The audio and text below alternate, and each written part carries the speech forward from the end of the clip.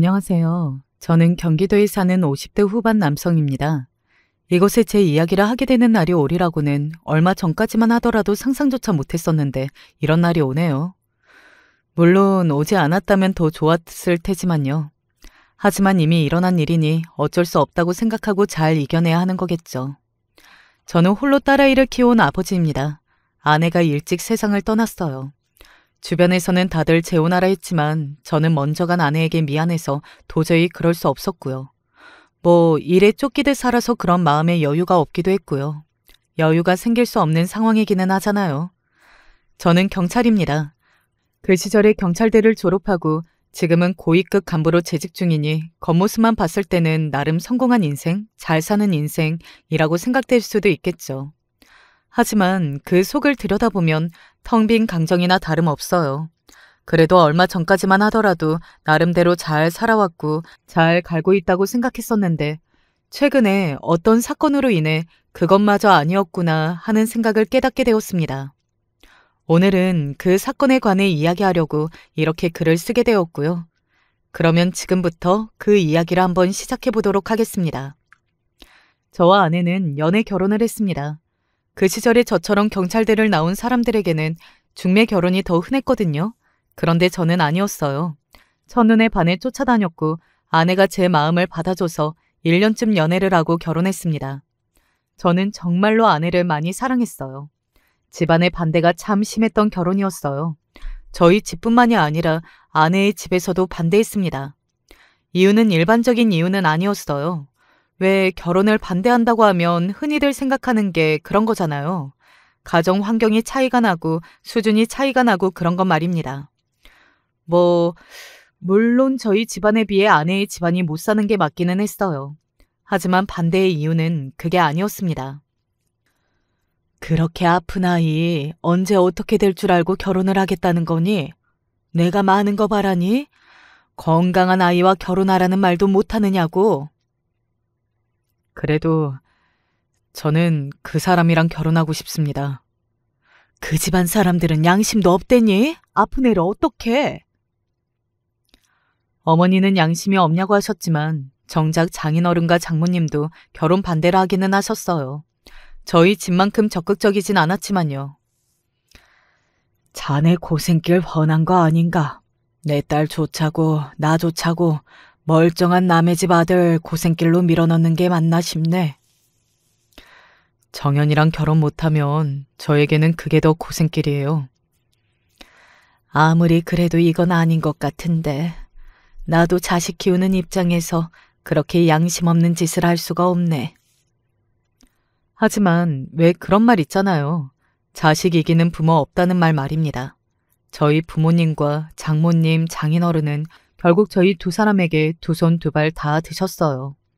물론 나중에 아내가 세상을 떠나고 나서 저희 부모님은 그때 그 결혼을 시키는 게 아니었다고 들어 누우셨지만 저는 아직도 후회하지 않습니다. 다시 돌아가도 아내와 결혼할 거거든요. 물론 아내를 너무 사랑해서이기도 하지만 저희 딸아이 때문이에요. 아내와 결혼을 했기 때문에 지금 저희 딸아이를 만날 수 있었던 거니까요. 아내는 아이를 지키다 세상을 떠났습니다. 난산이었거든요. 그것도 아주 엄청난 난산이요. 저는 무조건 아내부터 살려달라고 빌고 빌었지만 아내는 아니었어요.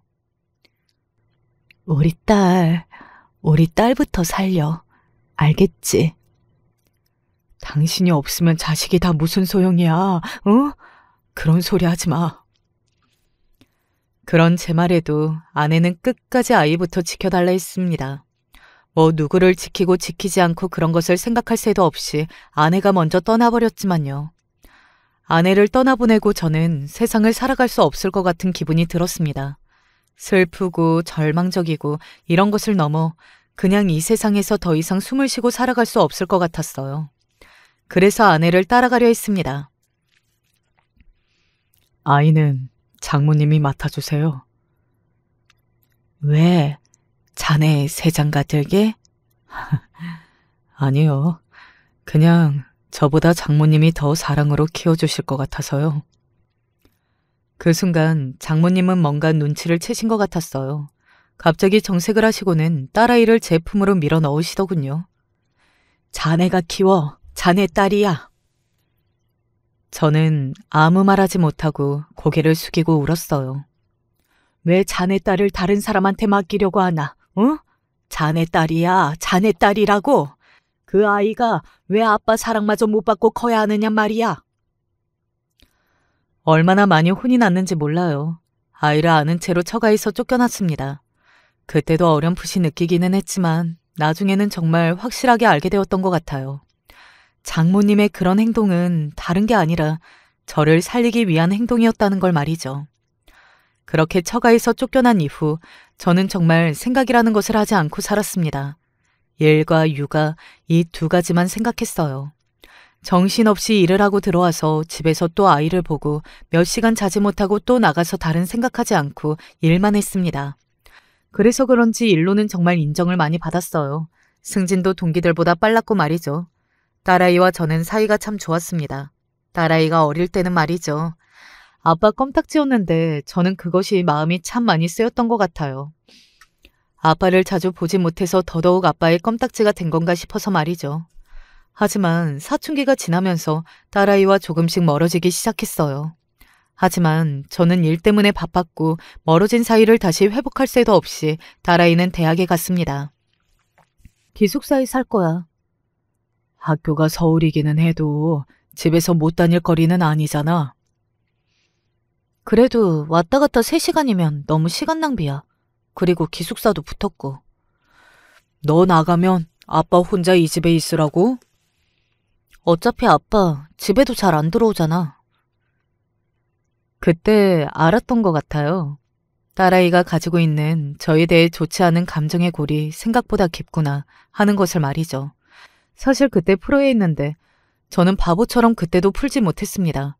아니 정확히는 회피한 것이 맞겠죠. 힘든 상황이나 어려운 상황을 그냥 덮어두는 것을 선택한 것이니까요. 종종 들른다고는 했지만 서울로 간 딸아이의 얼굴을 보는 일은 참 힘들었습니다. 그리고 저나 딸아이나 살가운 성격은 또 아니라서 먼저 연락을 하는 일도 잦지 않았고요. 아마 지금 제 이야기를 듣고 계시는 보통의 아버지들이 다 공감하실 겁니다. 딸과는 조금 어색하고 그런 게 있잖아요. 저도 그랬어요. 그렇게 딸아이가 대학을 졸업하고 취직하는 동안 어색한 부녀간으로 지냈던 것 같습니다. 그러던 어느 날 딸아이가 저에게 먼저 전화가 왔어요. 그때가 딸아이가 취직하고 한 3년쯤 지난 뒤였던 것 같아요. 아빠, 주말에 시간 괜찮아? 왜? 무슨 일 있어? 집에 오려고? 그게 아니라 나 아빠한테 소개해주고 싶은 사람이 있어서. 직감적으로 알 수 있었습니다. 아, 딸아이가 만나는 남자가 있구나. 그 남자를 지금 소개해주려고 하는 거구나. 결혼까지 생각하고 있구나 하는 것을 말이죠. 5만 가지 생각이 다 들더군요. 언제 이렇게 세월이 지나서 딸아이가 결혼할 남자를 데리고 온다고 하는 건지 하는 생각부터 어딘가 서운한 마음도 말이죠. 그전에도 그다지 살갑고 사이가 좋은 부녀가는 아니었지만 그래도 결혼한다고 하니 마음이 참 그렇더라고요. 또 저와 아내가 연애하고 결혼했을 때의 생각이 나기도 했고 말이죠. 그렇게 사위를 소개받았습니다. 그런데 굉장히 예상 외였어요. 너무 별로인 남자를 데리고 온 겁니다. 딸아이는 참 똘똘한 아이였거든요. 혼자 알아서 공부도 잘하고 챙겨야 할 것들도 잘 챙기고 집에 사람이 없어도 혼자 밥도 잘 먹고 왜 뭐든지 혼자 잘하는 아이 말입니다. 상황이 그래서 그렇게 큰 거였지만 그래도 참 다 잘하는 아이였어요. 당연히 공부도 잘했고 취직된 회사도 국내 굴지의 대기업이었고요. 어디 가서 참 자식복 있다고 어쩌면 그 집 딸은 알아서 다 하냐고 좋은 소리만 나왔었습니다. 그런데 데리고 온 남자는 한눈에 봐도 건들거리는 한량, 그런 느낌의 남자였어요. 하는 일은 뭔가? 지금은 취업을 준비하고 있습니다. 게다가 제대로 된 직장도 없다고 하더군요. 아버지로서 그런 남자에게 딸아이를 선뜻 내어줄 수 없었습니다. 그래서 이렇게 이야기했었어요. 그러면 직장을 가지고 조금 안정된 다음에 결혼하는 게 맞지 않겠나? 결혼을 당장 해야 하는 것도 아니고 둘 다 아직 30도 안 됐고. 저는 상관없어요. 그런데 희정이가 하도 보채서요. 그 말에 저도 모르게 인상을 팍 썼던 것 같아요. 저희 딸아이가 더 좋아하는 것 같아서, 더 목을 매는 것 같아서. 물론 그것도 있지만 설사 그게 진짜라고 한들 결혼하겠다고 예비 장인어른은 찾아온 자리에서 그런 식으로 말하는 게 너무 경우 없잖아요. 맞아. 내가 졸라서 하는 거야. 제 앞에서 사위의 편을 들면서 더 이상 아무 말도 하지 말라는 얼굴로 단호히 이야기하는 딸아이를 보면서 어쩌면 저런 남자를 만났는지, 그렇게 똘똘한 아이가 왜 이러는 건지 하는 생각을 했습니다. 그리고 저는 그냥 넘어갈 수 없었어요. 그날 저녁 사위가 돌아가고 나서 딸아이에게 말했습니다. 결혼을 당장 해야 하는 건 아니잖니? 연애 더 해보고. 아니, 나는 오빠랑 당장 결혼하고 싶어. 딸아이가 강경하게 나왔어요. 그래서 저도 솔직하게 말했습니다. 아빠는 좀 걱정이 된다. 처음 인사 오는 사람인데 태도도 마음에 안 들고, 그리고 무엇보다 아직 뚜렷한 직업도 없는데 무슨 결혼이야? 그 말을 들은 딸아이는 버럭 소리를 지르더군요. 제가 아는 딸아이가 맞나 싶은 생각이 들어서 굉장히 많이 놀랐던 것 같아요. 둘 중에 한 명만 제대로 벌면 되는 거지. 그렇게 따지면 나도 홀아버지에 뭐 내놓을 만한 조건이 좋은 건 아니잖아. 너 무슨 말을 그렇게 해? 아버지가 언제 너한테 화냈어? 그리고 무엇보다 나는 아빠가 내 결혼을 반대할 자격이 있는 건지 모르겠어. 뭐? 그 말에 아주 큰 충격을 받았던 것 같아요. 물론 다정하게 잘 대해주는 아버지는 아니었지만 그래도 마음으로는 언제나 신경 쓰고 있었고, 그리고 아이가 커오는 동안 해줘야 할 건 다 해줬거든요. 물론 부모로서 당연히 해야 하는 일이고 그걸로 생색을 낼 생각은 없었지만 그래도 알아줄 줄 알았는데 아니었던 겁니다. 먹여주고 재워주고 뭐 공부시켜주면 다 제대로 된 부모는 아니잖아. 나는 자라면서 아빠의 관심을 단 한 번도 받아본 적이 없다고 생각하거든? 그런데 저 사람은 아니야. 처음부터 나를 예쁘다 잘한다 해준 사람이라고. 나한테는 아빠보다 100배는 더 소중하고 더 나를 사랑해주는 사람이야. 그런데 아빠가 뭔데 반대하냐고. 저는 정말 너무 서운했습니다. 그런데 입장을 바꿔놓고 여러분들이라면 자식에게 그런 말을 들으면 서운할 것 같지 않나요? 저는 서운하다 못해 눈물이 나올 것 같더라고요. 너 무슨 말을 그렇게 해? 그게 지금 평생 너 키운다고 고생한 아버지한테 한 말이야? 아빠 고생한 거 나는 모르겠어. 나랑 무슨 말을 했어야 내가 알지. 나는 저 사람이랑 결혼할 거야. 아빠가 반대하면 그냥 아빠 없이 할 거야. 그런 줄 알아. 그렇게 딸아이는 집 밖으로 뛰쳐나갔습니다. 저는 딸아이를 잡으러 갈 힘도 나오지 않았던 것 같아요. 딸아이가 그렇게 생각하고 있다는 것이 저에게는 너무나 큰 충격이었거든요. 그런데 뭐 자식에게 그런 말을 듣고 충격을 받지 않을 부모가 어디 있겠어요. 아무튼 그렇게 저는 딸아이의 결혼을 허락할 수밖에 없었습니다. 뭐 제가 반대하면 저 없이 결혼하겠다는데 또 그 꼴은 못 보겠더라고요. 어떻게 키운 딸인데 아버지도 없이 식장에 들어가는 걸 두고 볼 수 있었겠어요. 엄마도 없는데 말입니다. 사실 정말 끝까지 말리고 싶었습니다. 결혼을 준비하면서 한두 번 본 딸아이의 시댁들 집도 정말 너무 마음에 안 들었거든요. 사람들이 어쩌면 그렇게 말을 막 하던죠. 원래 그 사람이 어떤 말을 하느냐에 따라 어떤 생각을 품고 사는지 알 수 있는 법이잖아요. 저희야 급한 거 없는데 따님이 저희 아들을 너무 좋아하니까요. 사실 저희도 더 좋은 며느리감 보고 싶죠. 저희 딸아이도 좋은 대학 나와서 좋은 회사 다니고 있는데요. 그게 중요한가요? 우리 아들은 더 좋은 곳에 취직할 건데. 그리고 그런 것보다 중요한 게 원래 그 사람이 자라온 환경인 거잖아요. 홀아버지 밑에서 자란 게 자랑은 아니지 않나요? 홀아버지 밑에서 자랐어도 댁내 자식보다 더 잘 자랐을 거라는 말이 목 끝까지 차올랐지만 뱉을 수 없었습니다. 이러나 저러나 이제 딸아이를 그 집에 보내야 했으니까요. 정말 안간힘을 다해 참고 온힘을 다해 웃었어요. 그래도 모난 것 없이 잘 자란 아이니 부디 예쁘게 잘 봐주세요. 어머, 누가 보면 제가 안 이쁘게 보는 줄 알겠네요. 굳이 따지자면 저희 집안보다 안 좋은 집구석이었습니다. 바깥 사돈 되는 양반은 작은 중소기업을 다니고 있다고 했고 안 사돈은 전업주부라고 했으니까요. 사이도 저희 딸아이보다 좋지 않은 대학을 나왔고요. 뭐 이런 집안의 사정들보다 그냥 그 사람들의 댐댐이가 제일 마음에 들지 않았지만요. 얼마나 마음에 안 들었냐면 결혼식 날을 받아놓고 청첩장까지 찍어놓고도 딸아이에게 이렇게 말했을 정도였어요. 지금이라도 물리고 싶으면 물려. 그리고 식장 들어가기 직전에 물려도 돼. 알겠지? 무슨 소리를 하는 거야. 나는 오빠랑 결혼해. 물론 딸아이는 받아들이지 않았지만요. 나중에 들었는데 그때 그렇게 이야기한 것을 정말 많이 후회했다고 하더라고요. 그리고 그렇게 우겨서 한 결혼이라 결혼 후에 있었던 일들을 더더욱 저에게 이야기하지 못했다는 말도요. 그렇게 무거운 마음으로 딸아이를 보냈습니다. 하지만 잘 살기를 진심으로 바랬어요. 제 자식이잖아요. 제가 찬성하는 결혼을 하지 않았다고 해서 자식이 불행하기를 바라는 부모가 세상 천지에 어디 있겠어요. 딸아이는 결혼하고 나서 한동안은 연락해오지 않았습니다. 원래 연락을 자주 하는 아이는 아니기는 했지만 결혼하고 나서는 더더욱 얼굴을 보기 힘들어졌던 것 같아요. 그래서 아마 제가 딸아이의 상황을 더더욱 눈치채지 못했을 수도 있습니다. 뭐 그렇다고 한들 경찰식이나 되면서 자식이 그렇게 살고 있다는 것을 정말 몰랐던 게 저 스스로 용서되지는 않겠지만요. 언젠가 한번 이상하다고 생각했던 적은 있습니다. 그날은 제 생일이었어요. 원래 딱히 제 생일을 챙기지는 않거든요. 전화하거나 통장으로 용돈을 조금 보내는 정도였죠. 하지만 그때는 저희 생일에 함께 밥을 먹자고 하더라고요.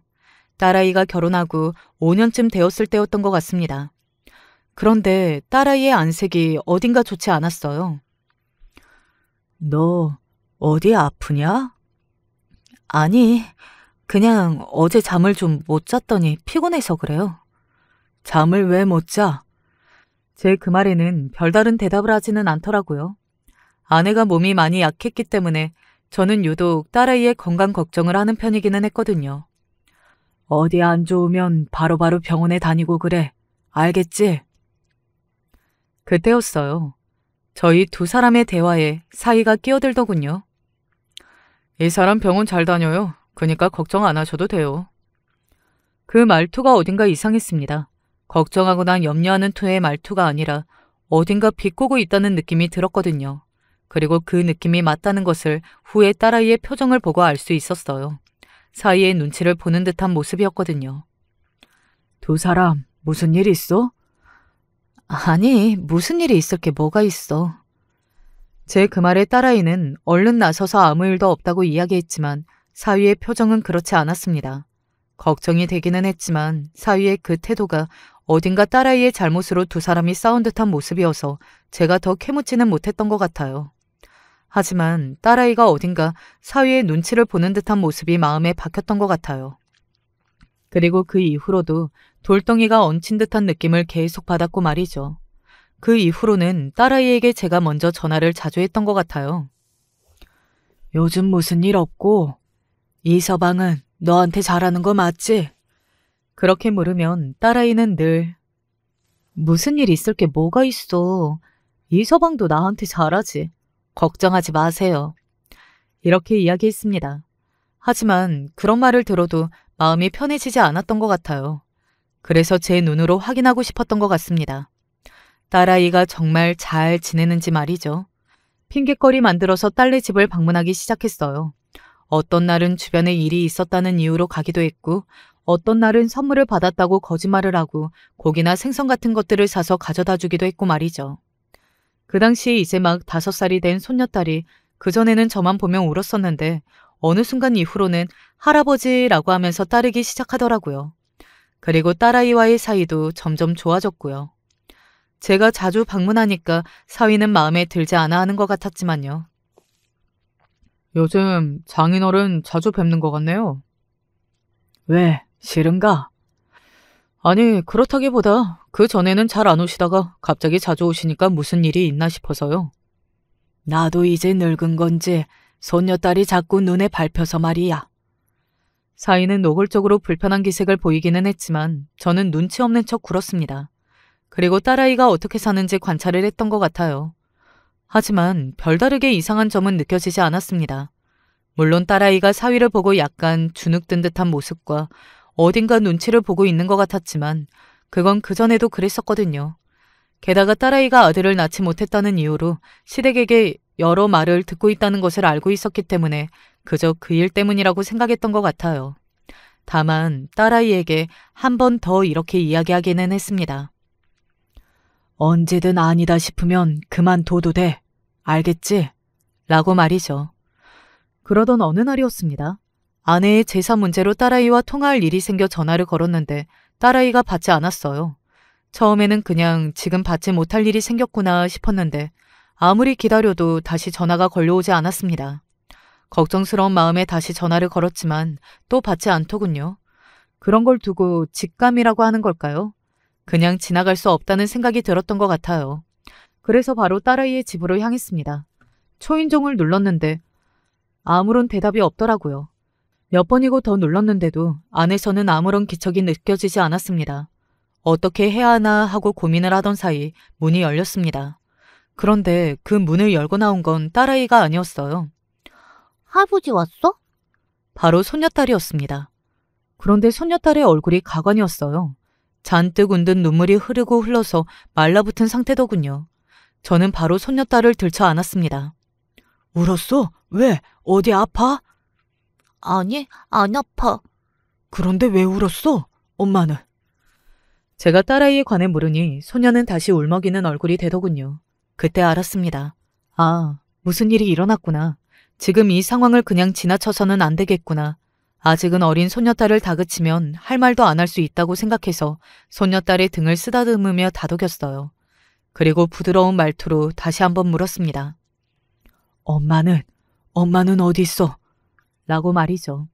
소녀는 그제야 저의 목을 끌어안으면서 으앙 하고 눈물을 터뜨리더군요. 그리고 그 뒤에 들은 말은 정말이지 충격 그 자체였습니다. 정말로 상상도 못한 말을 들었거든요. 아빠가 엄마 떼찌해서 엄마가 아야 해. 사위가 딸아이를 때렸다는 말이잖아요. 저는 그 이야기를 듣는 순간 손이 떨려오고 숨이 가빠오는 것이 느껴졌지만 평정심을 찾기 위해 애썼습니다. 손녀딸이 놀랄 수도 있었고 또 그 말의 정확한 의미를 알아야 했으니까요. 아빠가 엄마를 어떻게 떼찌했는데? 그냥 막 떼찌했어. 엄마 또 울었어. 엄마가 울면 나도 슬퍼. 소녀는 그렇게만 이야기하고서는 더 이상 아무런 말을 해주지 않았습니다. 딸아이가 안방에서 자고 있다는 말에 조심스럽게 안방 문을 열었어요. 딸아이는 죽은 듯이 자고 있었습니다.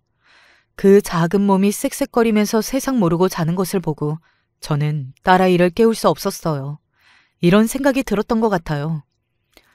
이 작은 애를 때릴 데가 어디 있다고 하는 생각 말입니다. 이제 막 5살 된 아이가 하는 말이니 다 믿을 수는 없다고 그렇게 애써 현실을 부정하려고 생각하면서도 그냥 넘어갈 수 없는 문제였어요. 저는 그대로 딸아이의 집을 나와 뭔가를 사서 들고 다시 딸아이의 집으로 왔습니다. 제가 사온 건 다름 아닌 CCTV였어요. 제 직업이 직업이다 보니 성능이 좋고 눈에 잘 띄지 않는 CCTV 하나 구하는 건 정말 아무 일도 아니었거든요. 사온 CCTV를 딸아이의 집 거실에 설치했습니다. 2가지 생각을 하면서 말이죠. 절대 그런 일이 일어나서는 안 된다라는 생각과 만약에 정말로 일어나고 있는 일이라면 증거를 남겨야 한다라는 생각 말입니다. 그렇게 며칠이 지났어요. 며칠간 살펴본 바로는 딸아이와 사이가 굉장히 살갑다, 사이가 좋다 이런 것은 아니었지만 그래도 별다른 특이점을 발견할 수는 없었어요. 그래서 손녀딸이 오해한 거거나 뭔가 잘못 본 거거나 아니면 어쩌다 부딪힌 걸 때렸다고 오해했나 하는 생각이 들 무렵이었던 것 같아요. 정말 믿을 수 없는, 아니 어쩌면 믿고 싶지 않은 일을 목격하게 되었습니다. 그 CCTV 너머로 말이죠. 야, 너 이리 와봐. 그 전에 무슨 일이 있었는지는 알 수 없었지만 갑자기 사위가 몹시 화가 난 얼굴로 딸아이를 불렀어요. 그리고 잠시 뒤 굉장히 겁을 먹은 얼굴을 한 딸아이가 사위 앞에 나타났습니다. 그런 얼굴은 처음 보는 얼굴이었기 때문에 심장이 쿵 하고 내려앉았던 것 같아요. 미안해. 뭐가 미안한데. 내가 매번 이야기하지. 뭐가 미안한지 뭘 잘못했는지 구체적으로 말하라고. 그렇게 뭉뚱그려서 이야기하면 내가 더 빡친다고 했어 안 했어? 너 돌대가리야? 어? 아니면 내 말을 무시하는 거야. 그리고 그 말이 끝나자마자 사이에 그 크고 두꺼운 손이 그대로 딸아이의 머리를 가격했습니다. 오죽하면 화면 너머 저에게까지 퍽 하는 소리가 들렸을 정도였으니까요. 제 손이 벌벌 떨리는 것이 느껴졌어요. 아니야, 내가 어떻게 당신을 무시해. 내가 정말 잘못했어. 뭘 잘못했냐고 묻잖아. 사이의 그 윽박지름에 딸아이는 정말 생각이 나지 않는다는 얼굴로 말을 더듬거리기 시작했어요. 그리고 딸아이의 그런 모습에 사이의 언성이 점점 더 높아졌습니다. 너 모르지? 모르는 거 맞지? 이봐, 모르네. 너 죽고 싶지? 어? 여보, 잘못했어. 다시는 안 그럴게, 응? 그니까 뭘? 이번에는 딸아이의 정강이 쪽을 사이가 발로 차는 게 보였어요. 저는 그 순간 이성을 잃었습니다. 그 뒤에 사이의 입에서 나온 말을 듣고 바로 딸아이의 집으로 뛰쳐나갔거든요. 어제 먹었던 국이잖아. 내가 같은 국 내오는 거 싫어하는 거 너 몰라? 어? 이게 나를 무시해도 정도가 있지. 내가 싫어하는 거 알면서 너 오늘 한번 죽어봐라.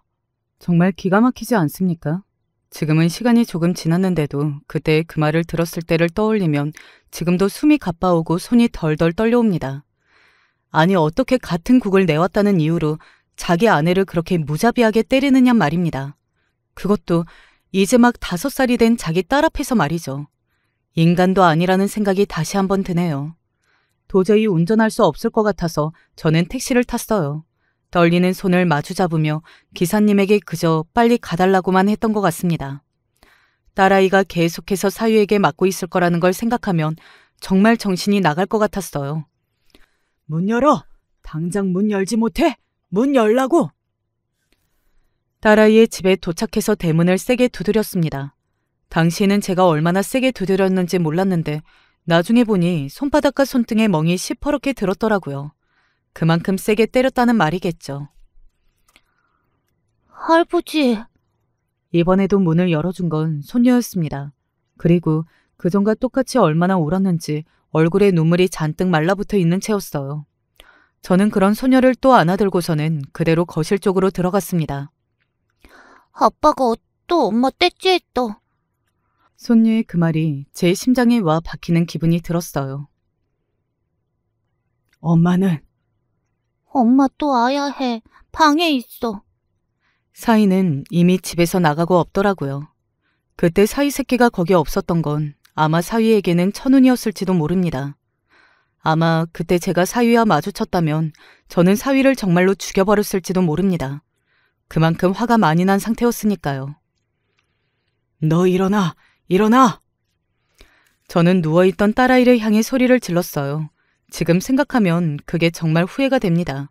딸아이에게 화가 난 것은 절대 아니었는데 저도 모르게 그렇게 소리를 질렀던 것 같아요. 그냥 분노가 참아지지 않아서 그렇게 표출되었던 것 같아요. 아빠... 저를 보는 딸아이의 얼굴을 확인한 순간 저는 그 자리에서 주저앉았습니다. 다리에 힘이 풀렸거든요. 그럴 수밖에 없는 얼굴이었어요.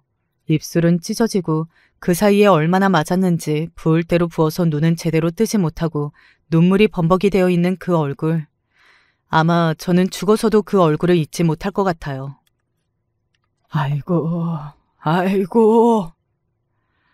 저는 아무 말도 할 수 없었습니다.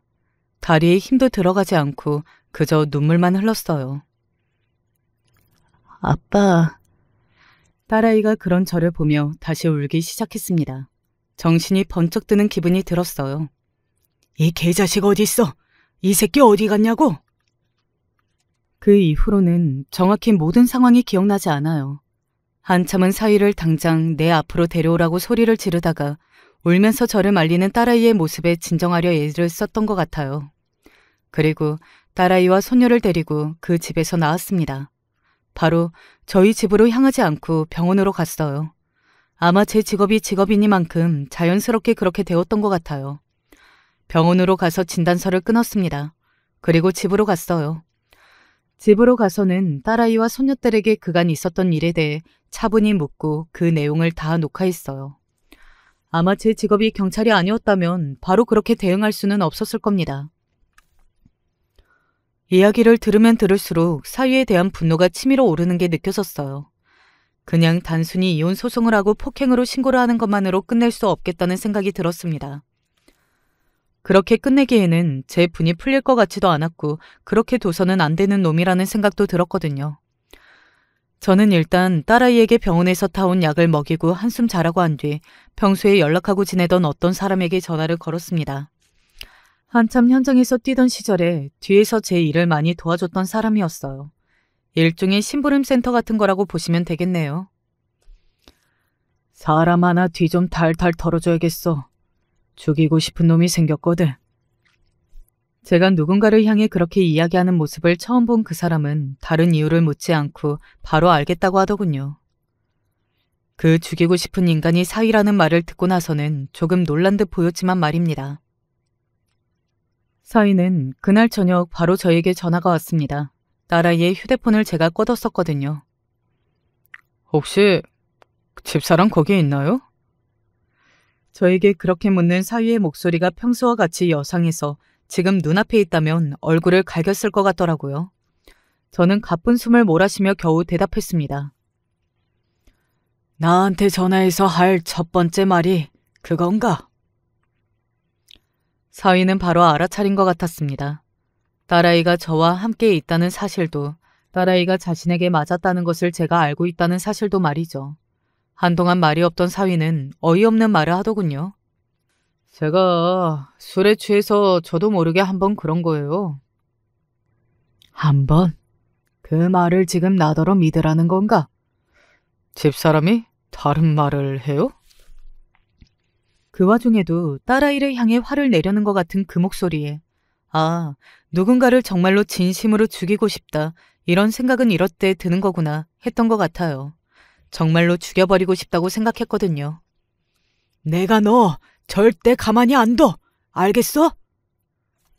지금 경찰이 시민 협박하는 거예요? 잘못한 게 있으니 맞은 거겠지. 당신 딸이 먼저 잘못을 했다고. 지금 자백한 거지?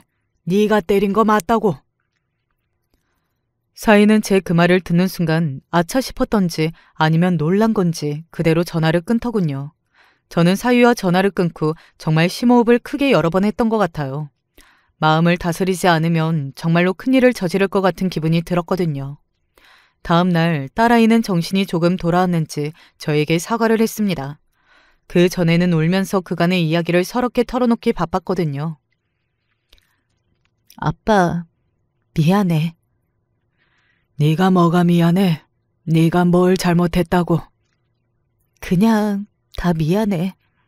그때 아빠 말 안 들은 것도 미안하고 이런 모습 보여준 것도 미안하고 그냥 다 미안해. 그렇게 이야기하면서 우는 딸아이를 보면서 저도 같이 울었던 것 같네요.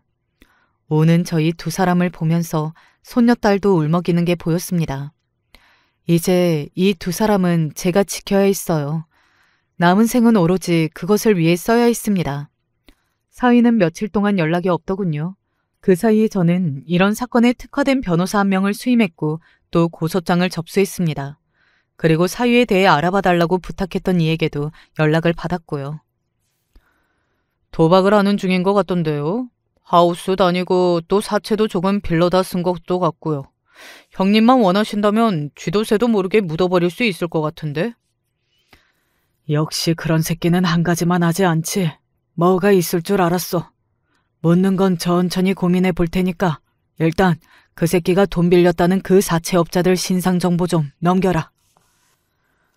다른 건 몰라도 그 자식이 죽기 직전까지 누군가에 의해 맞는 꼴은 한번 봐야겠다는 생각이 들었거든요. 죽이고 싶었지만 그런 더러운 짓까지는 하고 싶지 않았습니다. 그따위 인간에게는 더더욱이요. 사이가 돈을 빌렸다는 사채업자들의 정보를 받아보니 한 달이 건너 아는 애들이더군요.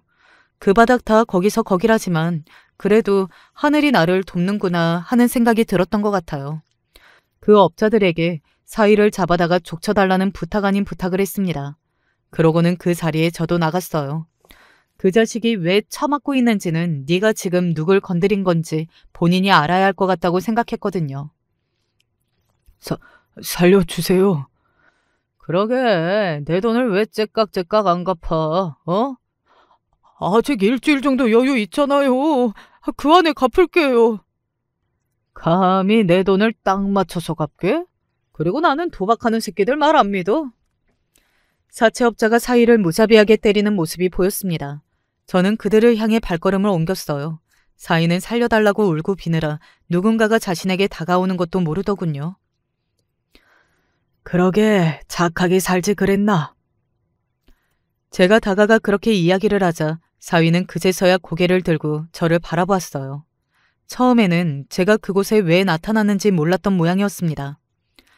장인어른, 저 좀 살려주세요. 이 사람들이 지금 저를... 이것들아, 우리 장인어른이 뭐 하는 사람인지 모르지? 경찰이라고, 경찰! 제 쪽으로 오면서 그렇게 이야기하더군요. 저는 그런 사위를 가만히 바라봤습니다. 알아. 알아? 뭐를? 저 형님, 경찰이신 거 다 안다고. 사위는 잠시 멍하게 있더군요. 그리고 잠시 뒤 이 모든 상황을 이해한 것 같았습니다. 저를 빤히 보더니 으아 하는 소리를 내면서 뒤로 물러서더군요. 저는 그런 사위를 보고 이야기했습니다. 내가 너 가만히 안 둘 거라고 했지? 감히 내 딸을 건드려?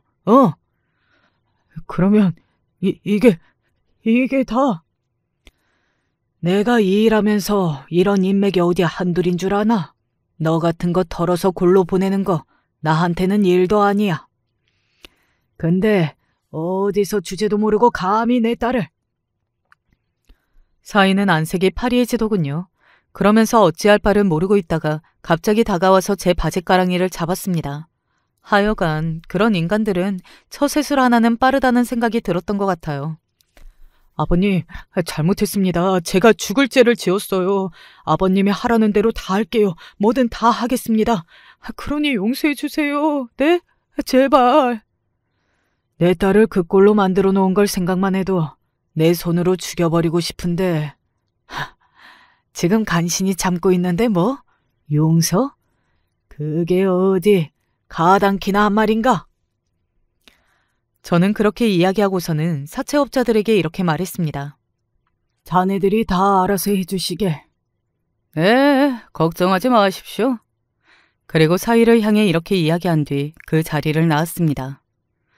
만약 네가 여기서 살아서 걸어 나온다고 해도 그 뒤 처신을 잘해야 할 거야. 나는 언제든지 너 같은 새끼 하나 이 세상에서 없애는 건 가능한 사람이라는 거 명심하고. 라고 말이죠. 그리고 며칠이 지났어요. 듣기로는 목숨은 붙여놨다는 이야기를 듣기는 했는데 그 뒤로 사위에게서 연락이 오지는 않습니다. 딸아이에게도 더 이상 연락이 없는 것 같았고요. 왜 갑자기 연락이 뚝 끊긴 건지 딸아이는 궁금해했지만 저는 따로 그 일을 이야기해주지 않았어요. 굳이 알 필요 없는 이야기라고 생각했거든요. 그리고 다시 사위를 만난 곳은 딸아이와의 이혼 소송을 하는 법정에서였어요. 사위는 모든 것을 다 인정하더군요. 자신이 주기적으로 딸아이를 폭행했다는 사실을 말이죠. 그리고 이렇게 빌었습니다. 제가 정말 잘못했습니다. 무슨 판결이든 달게 받고 그리고 뭐든 다 하겠습니다. 딸아이는 그제야 제가 뭔가를 하기는 한 것 같다는 걸 눈치챈 것 같더라고요. 끝까지 부인하고 자신을 괴롭힐 걸로 생각했던 자기 남편이 그렇게 순수하게 모든 것을 인정한 것도 모자라 어딘가 겁을 집어먹은 듯한 모습을 하고 있었으니 뭐 그럴 법도 하기는 했습니다. 하지만 딸아이는 저에게 별다른 말을 하거나 뭔가를 물어보지는 않았어요. 그리고 법정에서 나오던 길이었습니다. 앞으로 절대 죽어도 다시는 장인어른이나 아내 앞에 나타나는 일은 없을 겁니다. 죽은 듯이 눈에 띄지 않고 조용히 저 알아서 살게요. 그러니까 저는 그냥 죽었다고 생각하시고 없는 사람인 양 여기고 살아주세요. 제발 부탁입니다. 그렇게 기세등등하고 의기양양하고 막 나가던 인간이 그렇게 저에게 고개를 숙이고 딸에게 비는 모습을 보고 있으니 참 별 생각이 다 들기는 하더라고요. 재판 결과 당연히 이혼은 성립되었고 사위는 재산 분할은 물론이고 위자료도 엄청나게 줘야 했습니다. 제가 제시한 진단서 같은 증거들과 사위가 폭행을 인정하고 모든 죄를 다 실토한 게 컸던 것 같더라고요. 재판장에서 나오는 길에 안사돈이 사위를 때리면서 이런 말을 했습니다. 이 자식아, 뭐가 무서워서 그렇게 굽신거려. 그럴 수도 있는 일인데. 안사돈의 그 말에 사위는 놀라서 자신의 어머니의 입을 맞더군요. 엄마는 모르면 가만히 좀 계세요. 하고 말이죠. 겁을 단단히 집어먹은 그 모습에 어이없는 웃음이 나올 뻔했던 것 같아요. 사실 마음 같아서는 어떻게 사는지 다 알아보고서 두고두고 괴롭히고 또 살기 싫게 만들어주고 싶었지만 더 이상 손을 대거나 하지는 않았습니다. 딸아이가 그 지방가는 아예 모르는 채로 없던 일이다 여기고 살고 싶어 하기도 했고 또 그 새끼를 보고 나면 제 기분도 더러워졌으니까요. 그런 놈 때문에 그런 기분을 느껴야 하는 것 자체도 싫었거든요. 딸아이는 사위의 폭행으로 인한 후유증이 생각보다 컸습니다. 병원에 다니면서 심리치료를 받아야 했어요. 그래도 강한 아이니 이겨낼 수 있을 거라고 생각하고 있습니다. 실제로 지금 좋아지고 있는 중이기도 하고 말이죠. 이 일을 계기로 알게 된 사실은 생각보다 폭행을 하고 당하는 부부지간이 많다는 것이었습니다. 요즘은 많이 줄어들었다는 생각을 막연히 하고 있었는데 그것도 아닌 모양이더라고요. 여전히 신고도 많이 들어오고 이혼 소송 사유에 폭행이 있는 경우도 굉장히 많다고 하고 말이죠. 소중한 사람을 소중하게 대해야 한다는 그 당연한 이치를 생각보다 많은 사람이 모르거나 아니면 알아도 대수롭지 않게 여기고 살아가는 것 같아서 굉장히 안타깝고 슬펐던 것 같네요.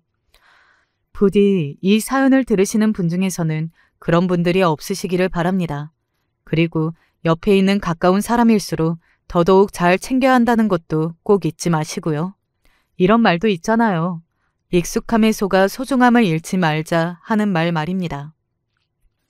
저는 퇴직이 얼마 남지 않았거든요. 그래서 퇴직을 하고 나면 남은 인생을 딸아이와 손녀를 위해 할 수 있는 것들을 다 하면서 살려고요. 딸아이가 그렇게 살고 있는 것을 알고 나니 딸아이에게 제일 먼저 미안한 마음이 들기는 했지만 먼저 간 아내에게도 너무 미안하고 죄스러운 마음이 들었었거든요. 나중에 다시 만나게 되면 제 탓을 할 것 같고 저도 아내 볼 낯이 없을 것 같고 말이죠. 그래서 나중에 우리 딸 잘 키웠지 라는 말을 하기 위해서도 앞으로 더더욱 잘하려고 합니다. 사위에게 받은 재산 분할과 위자료가 엄청나게 많지는 않지만 그래도 꽤 되기는 해서 딸아이는 당분간 쉬면서 마음을 조금 다스리고 그 다음에는 제가 해외여행을 좀 길게 다녀오라고 했어요. 혼자서 말이죠. 손녀는 제가 보겠다고요. 다행스럽게도 손녀가 저를 굉장히 잘 따르고 저희 둘이 사이가 좋거든요. 아빠, 미안해. 어느 날 딸아이가 그렇게 말했습니다. 네가 미안할 게 뭐가 있어? 그때 아빠가 결혼 말릴 때 하지 않았어야 하는 건데 내 잘못이야. 너를 때리고 괴롭힌 인간의 잘못이지 네 잘못은 하나도 없어. 그러니까 나한테는 미안해하지 않아도 돼. 그날 딸아이는 저에게 안겨 정말 많이 울었습니다. 참 오랜 세월 돌아왔다는 생각이 들었어요. 결국 서로 이렇게 생각하고 아끼고 사랑하는 것이 가족이라는 생각이 들어서 마음이 참 찡했던 기억이 납니다. 앞으로 시간이 많이 남았으니 남은 세월 더더욱 아끼고 사랑하며 살며 될 일이니까 후회는 하지 않으려고 해요. 엊그제 마지막으로 듣게 된 사위의 소식이 있어서 이건 이야기해드리고 사연을 슬슬 마무리해야겠네요. 사위는 도박을 멈추지 못했다고 했습니다. 뭐 저도 익히 알고 있었고 또 예상했었던 일이기는 해요. 왜 손을 잘라도 못 끊는 것이 도박이라는 말도 있는 거잖아요. 그런 인성의 그런 마음가짐인 인간은 절대 그만둘 수 없다고 생각하기도 했습니다. 또 하우스에 갔다가 또 정신 못 차리고 사체에 손을 댔다던데요. 제가 스스로 지옥으로 들어가는구만.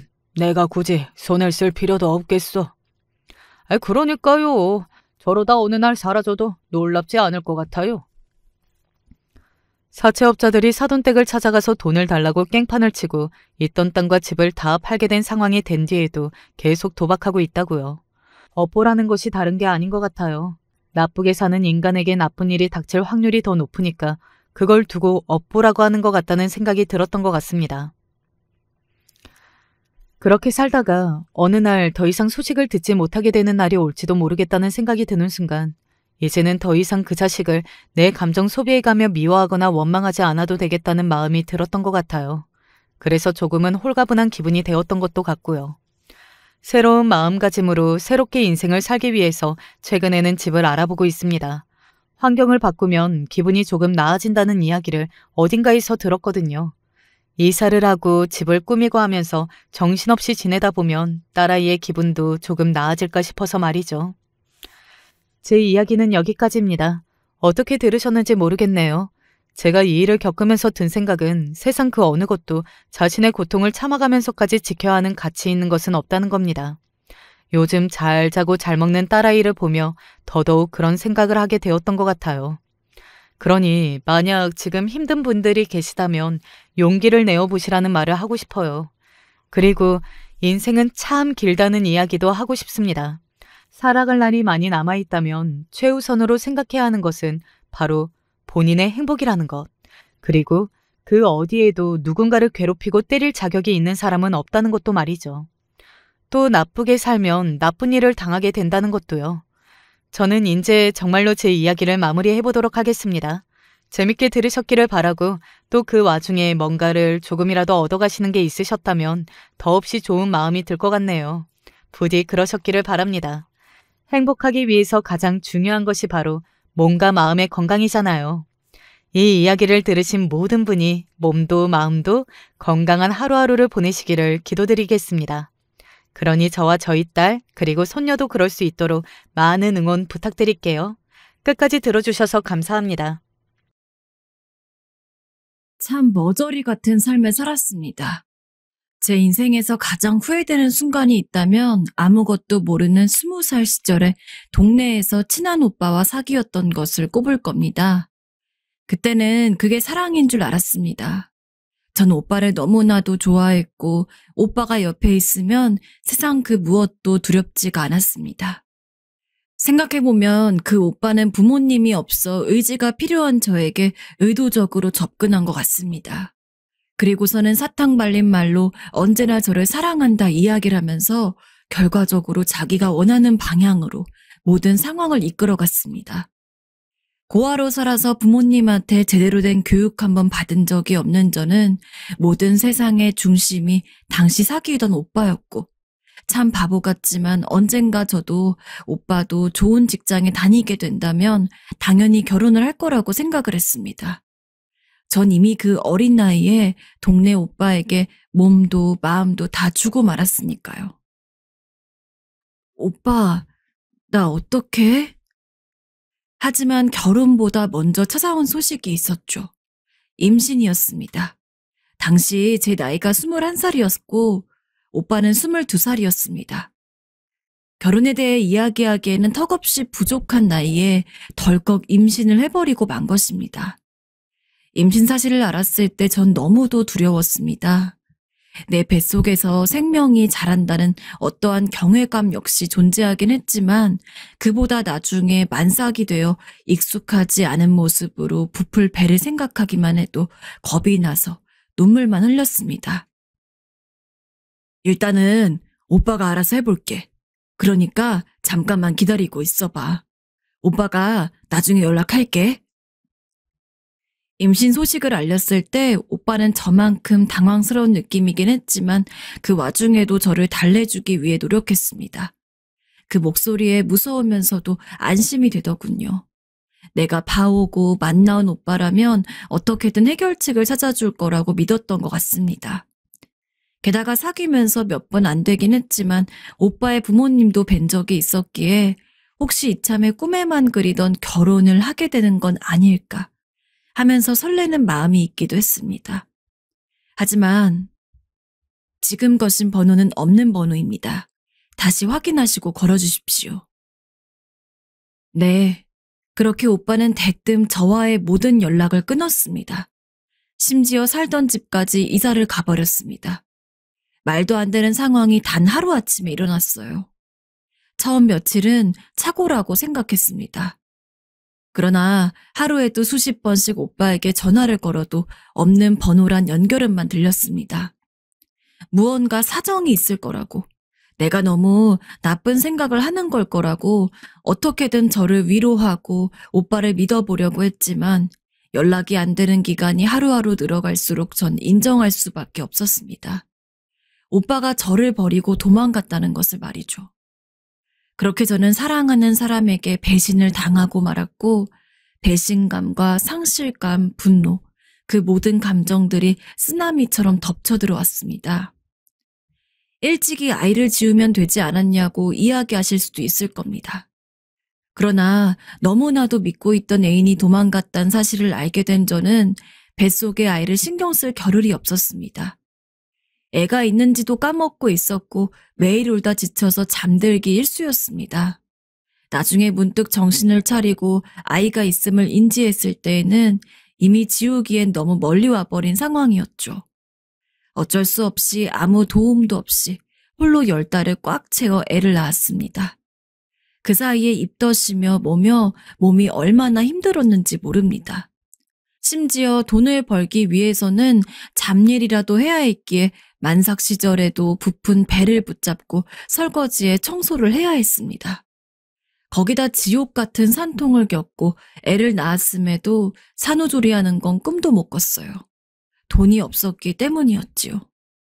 내 자식이 태어난 거니 부모로서 너무나 기뻐해야 되는데 기쁨보다는 왜 그렇게 원망이 먼저 앞섰는지 도망간 애인도 떠오르고 이런 상황에서 조금이라도 나를 도와줄 수 있는 가족이 하나 없는 게 너무나 서럽기도 하고 이러면 안 되지만 왜 나에게 애가 생긴 건지 애를 원망하기도 했습니다. 다시는 남자 같은 거 안 만날 거야. 하지만 역시 가장 큰 것은 믿었던 사람에 대한 배신이었습니다. 제 인생에서 처음이자 마지막이라고 생각했던 남자는 제게 아픔과 인생을 향한 도끼만을 안겨주었습니다. 그랬기에 앞으로 마음에 드는 사람이 있다고 하더라도 결혼만큼은 생각하지 않을 거라고 다짐했죠. 그리고 어찌됐든 이왕 낳은 거 제 자식인 만큼 절대로 저와 같은 삶을 살게 하지 않기 위해서 노력할 거라는 것도 말입니다. 딸을 낳고 저는 시장 한켠에 있는 허름한 국밥 식당에서 일을 했습니다. 그나마 어려운 시절 그 국밥 식당의 주인 아주머니 덕분에 전 어떻게든 딸을 키울 수가 있었어요. 몸누일 집 하나 없는 저를 주인 아주머니가 안쓰럽게 여겨서 식당에 딸린 작은 방을 내주었거든요. 그리고 딸이 아직 어리니까 포대기로 업어서 일하라고 애가 울어도 괜찮다면서 너무도 많은 배려를 해주셨습니다. 아직 아기가 어려서 힘들지? 나도 다 알아. 그래도 조금만 눈 돌리면 쑥쑥 크는 게 자식이더라. 감사합니다. 아주머니 정말로 너무 감사합니다. 주인 아주머니는 저희 딸 가지고 놀라고 딸랑이 같은 장난감도 사주시고 제 주방일이 너무 바쁘면 저를 대신해서 딸을 봐주시기도 했습니다. 저에게는 진짜 부모님보다도 더 부모님 같은 분이었어요.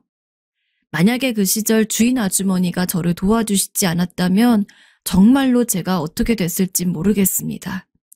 길거리에서 아이 안고 덜덜 떨다가 나쁜 선택을 했을 수도 있겠죠. 그래서 주인 아주머니에게 감사드리는 만큼 더 열심히 일했습니다.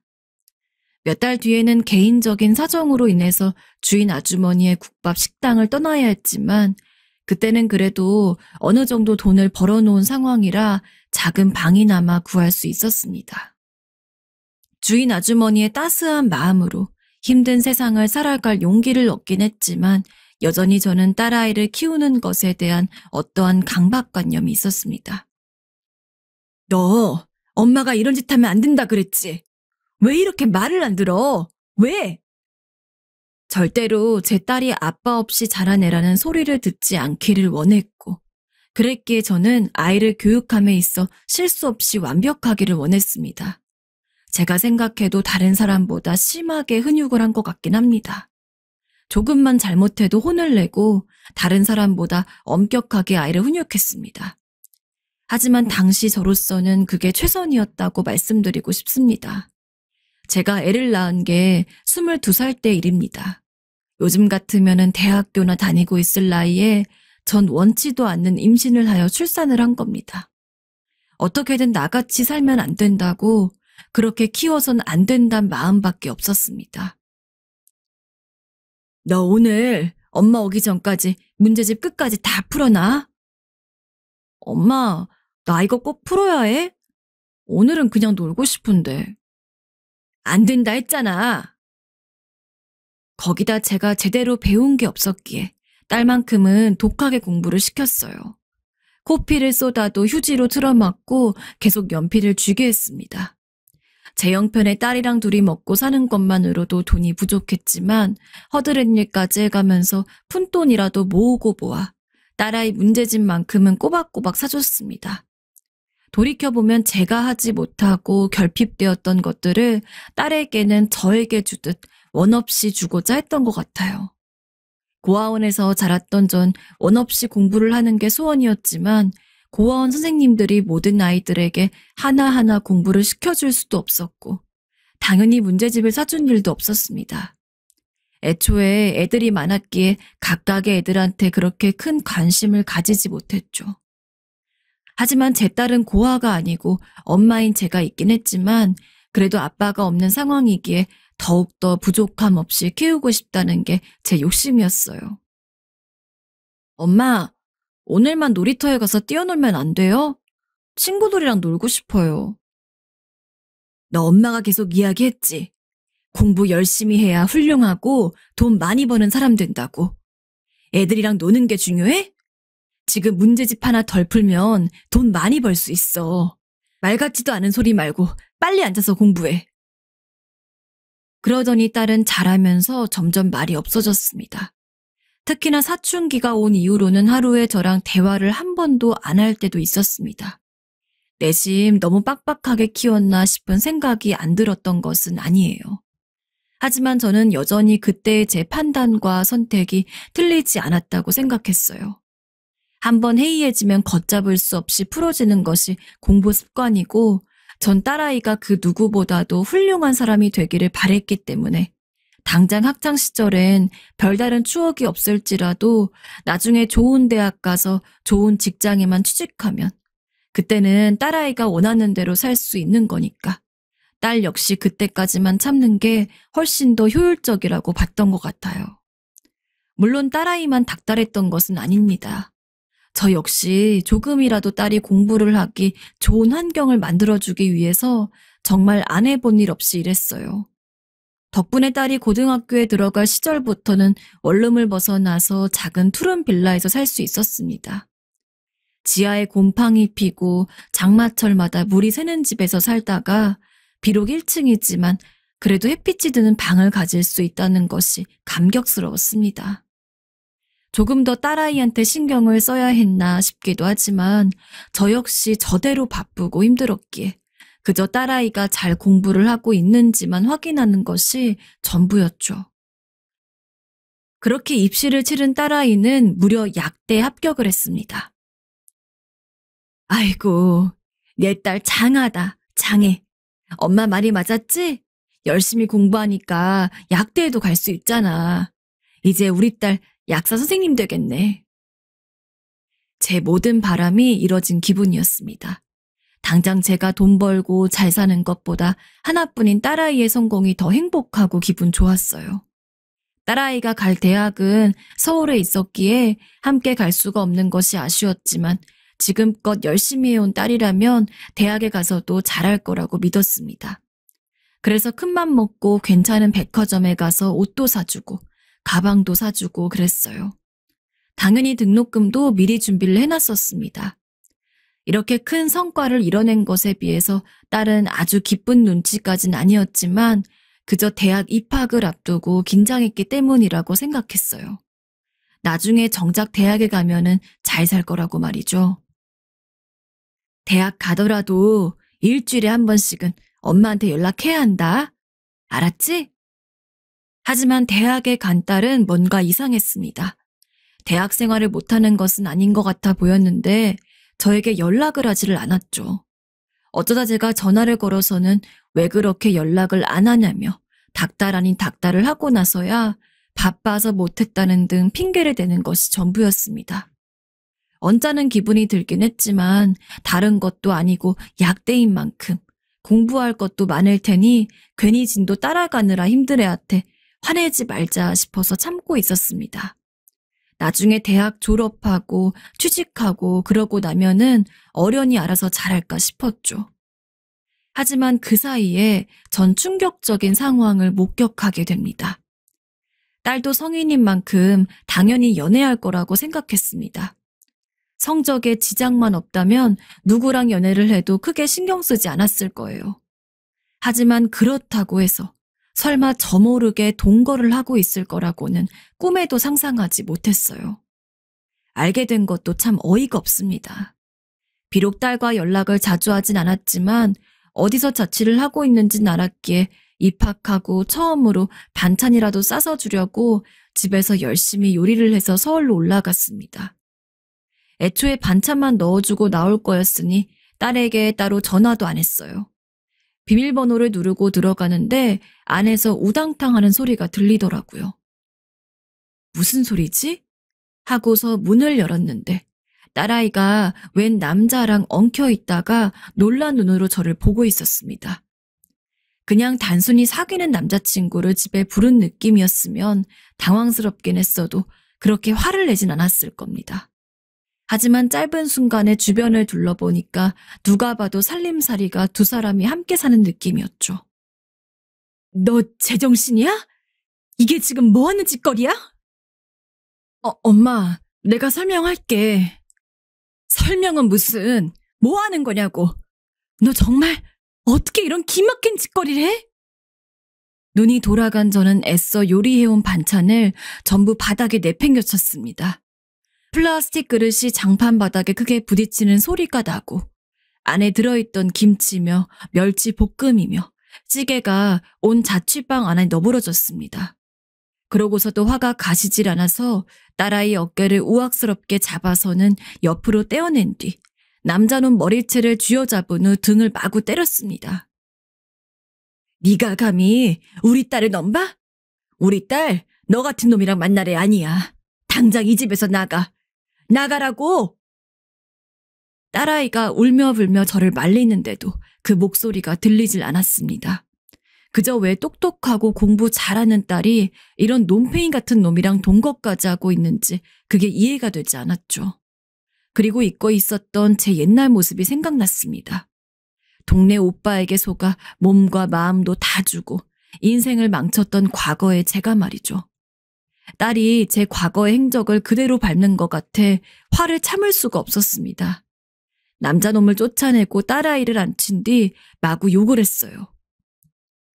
너는 기집애가 제정신이니? 간도 그게 남자랑 동거를 해?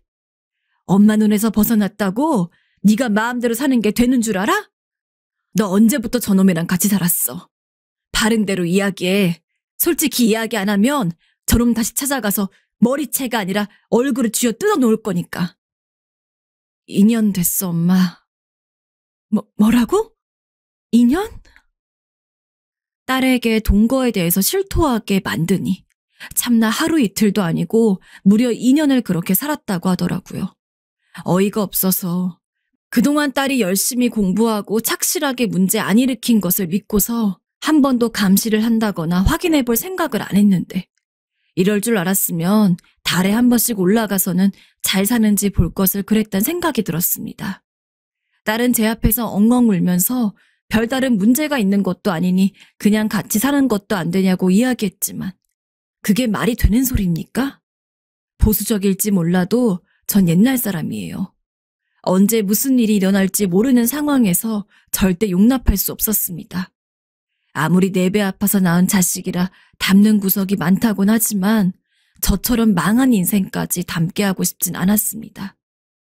그래서 집에 있던 남자놈 물건들을 죄다 모아서는 밖에다 버렸어요. 잘은 몰라도 그 이후 딸은 그 남자친구란 놈이랑 헤어진 것 같더라고요. 그때를 계기로 저희는 사이가 더 안 좋아지긴 했지만 솔직히 동거하던 남자놈과 헤어진 것은 속이 시원했습니다. 지금이야 딸이 어리고 하니까 제 마음을 이해하지 못하는 거지 나중에 나이 먹으면 제 깊은 뜻을 이해하리라 믿고 지금 사이가 안 좋은 건 그냥 금방 흘러갈 문제라고 생각했습니다. 그렇게 저와의 관계와는 별개로 딸아이는 무사히 약대를 졸업했습니다. 그리고 개인 병원이 모여있는 건물에 약국 약사로 일을 하고 있었죠. 딸아이와 자주 연락하는 것은 아니었지만 가끔 잘 있나 싶어서 몰래 서울로 올라가서 보면은 언제 나와 같이 있길래 별 걱정은 안 했습니다. 게다가 역시나 공부를 잘하는 딸답게 취직도 대학 졸업하고 엄청 빠르게 했고 약국 내에서도 실력을 인정받아서 월급도 괜찮게 버는 것 같았습니다. 일은 할만하니? 약국에 이상한 손님들은 오지 않고? 그냥 똑같아요. 그래? 다행이구나. 게다가 약사로 일을 해서 그런지 의사들이랑도 꽤 접점이 많아 보였습니다. 내심 약사 딸에게 의사 남편이 있기를 바랬던 저는 딸이 괜찮은 사람을 만나서 사귀면 좋겠다고 바라고 있었는데 한 1, 2년쯤 지났을 때 딸아이가 결혼하고 싶은 사람이 있다고 저희 집에 남자를 하나 데려왔습니다. 근데 그 남자는 딸이 일하던 건물의 이비인후과 의사였죠. 제 딸이라 그런 게 아니라 제 딸은 똑똑하기도 똑똑하지만 얼굴도 예쁘고 몸매도 괜찮은 애였습니다. 의사라고 해도 그런 딸아이 매력을 외면하기는 힘들었겠죠. 그래도 내 딸이라 이 정도 남자는 데려올 수 있구나. 더 물어볼 것도 없었습니다. 애초에 이비인후과 의사란 점에서부터 전 딸아이 결혼을 허락한 것이나 다름없었거든요. 아침 일찍 일어나 힘들게 차린 음식들을 나눠 먹고 최대한 빨리 결혼하라고 하여 둘은 저에게 인사를 온 지 반년 만에 결혼식을 올렸습니다. 결혼을 하고 나서 딸이 일하던 약국까지 남자가 인수를 해줬어요. 보니까 그 약국이 사위과였나 보더라고요. 상견례 할 때 어느 정도 잘 사는 집이라고 알고는 있었지만 설마 그렇게까지 가진 건물이 많을 줄은 꿈에도 몰랐습니다. 내 딸이 정말로 제대로 된 사람을 만났구나 싶어서 이제는 제가 전처럼 신경을 곤두세우며 살 필요가 없다는 생각에 안도했습니다. 하지만 그러고 나니까 딸아이가 저에게 연락을 하지 않으려는 게 너무나 투명하게 보였습니다. 제가 전화를 해도 어쩔 수 없이 받고서도 별다른 대화도 안 한 채 할 일이 있다며 끊고. 얘, 아무리 바빠도 그렇지 어떻게 엄마한테 연락 한 번 안 할 수가 있어? 제가 좀 바빠서요. 죄송해요. 딸이 제게 전화를 안 한 횟수가 어느 정도 되는지 아시나요? 무려 2년입니다. 2년 동안 먼저 전화한 적이 단 한 번도 없었어요. 2년이나 된 이상 저로서도 그냥 가만히 있을 수만은 없었습니다. 게다가 웃긴 이야기지만 전 사위 번호도 몰랐거든요. 바쁘다 해도 이해할 수 있는 정도가 있지. 솔직히 화장실 가면서 한번 전화할 수도 있는 거잖아요. 근데 2년 동안 전화 한 통화가 없었다는 게 말이 됩니까? 아무래도 내가 찾아가 봐야겠다.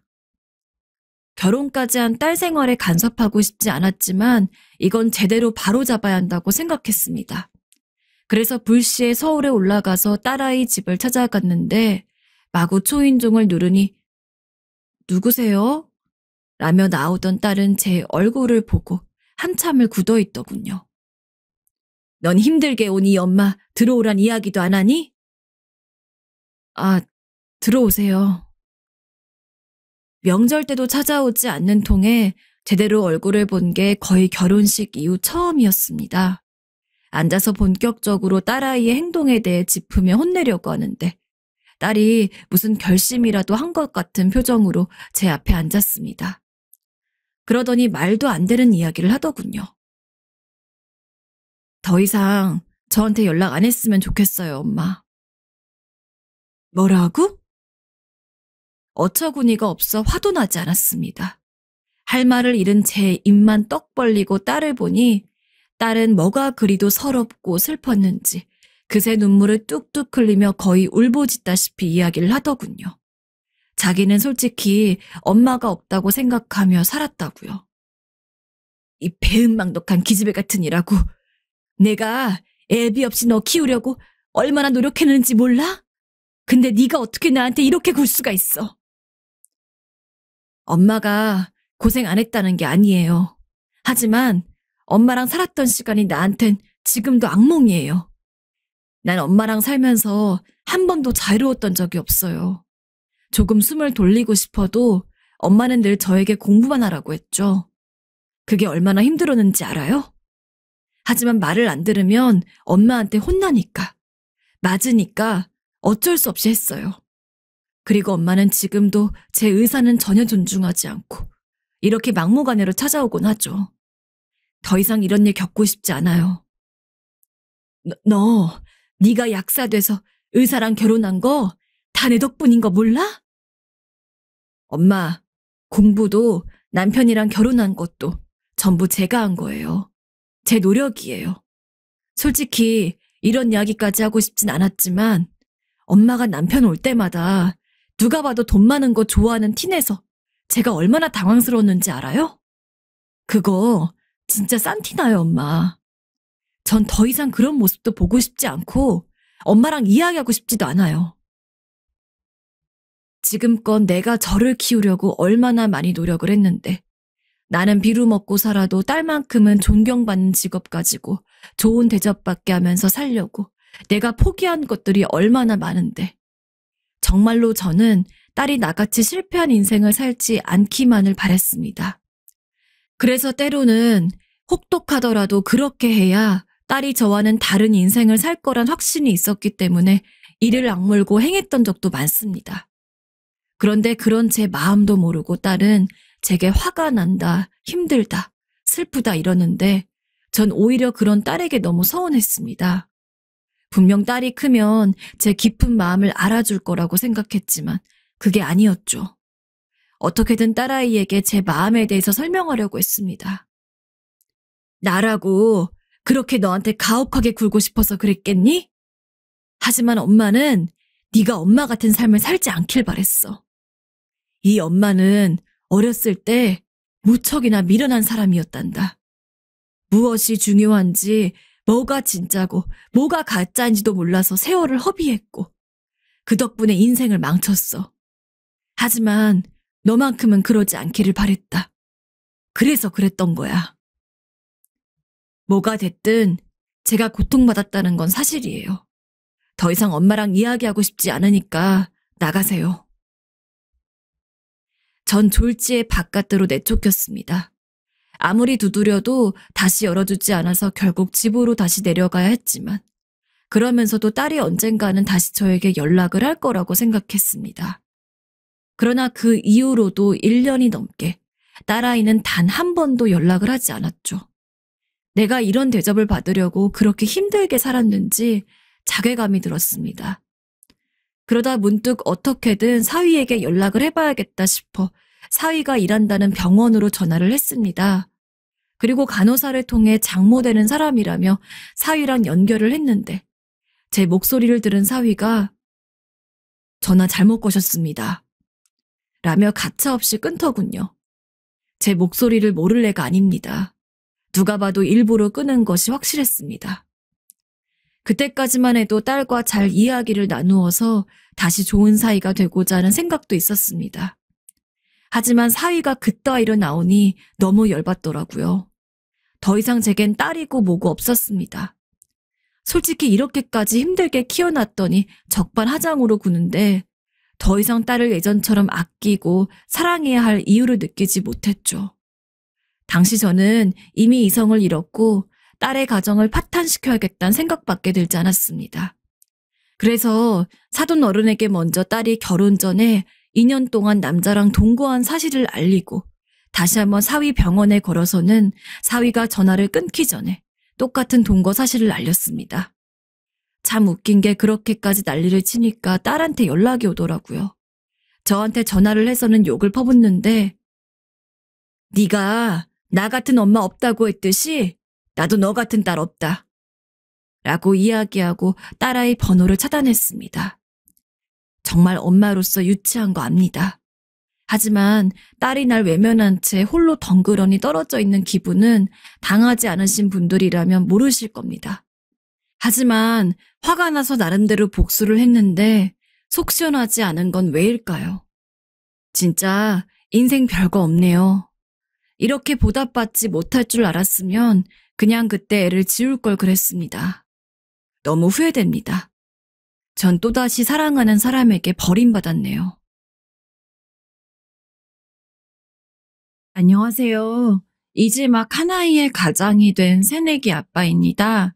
즐겨보는 사연 채널에 제가 이렇게 사연을 보내게 될 줄 몰랐는데요. 제 이야기를 끝까지 들어주시고 저희 가족의 인생을 응원해 주셨으면 합니다. 저희 아버지는 가부장적인 사람으로 꼽자면 아마 두 손가락 안엔 들었을 겁니다. 그만큼 아버지께서는 집안의 모든 일을 본인 중심으로 생각하셨고 그 당시 대다수의 남편들이 그랬듯 아내인 어머니에게도 그리 좋은 분은 아니었습니다. 제가 조금 늦게 태어난 편인데 제가 태어나기까지 어머니는 아버지에게 참 많은 구박을 받았다고 해요. 여자로 태어나서 애 하나 제대로 못 낳는다고요. 사실 애를 낳았어도 만약에 제가 아들이 아닌 딸이었다면 아버지는 그거 가지고도 뭐라고 하셨을 뿐입니다. 어머니는 저를 낳기 전까지 참 많은 스트레스를 받아왔어요. 그래서 유산도 몇 번 하셨죠. 나중에 제가 다 크고 나서 들은 건데 어머님 몇 번의 유산을 거친 후 다시 아이를 가지고 싶지 않았다고 했습니다.